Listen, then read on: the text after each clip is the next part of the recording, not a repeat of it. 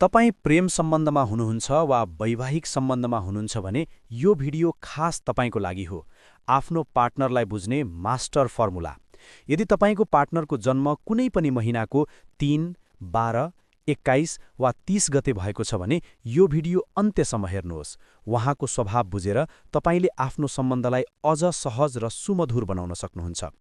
अङ्क ज्योतिष अनुसार 3, 12, 21 वा 30 गते जन्मने व्यक्तिहरूमा देवगुरु बृहस्पतिको प्रभाव बढी हुन्छ। त्यसैले उहाँ स्वभावैले निकै ज्ञानी र बुद्धिमानी हुनुहुन्छ। उहाँलाई हरेक कुराको गहिराईमा जान मनपर्छ र सम्बन्धमा पनि उहाँले स्पष्टता र इमान्दारीलाई खोज्नुहुन्छ।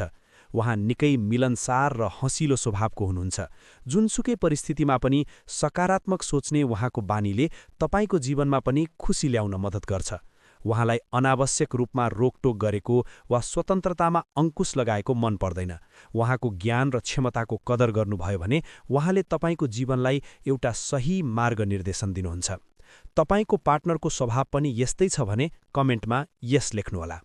एउटा सानो सल्लाह र सही निर्णयले तपाईँको जीवनको दिशा बदल्न सक्छ।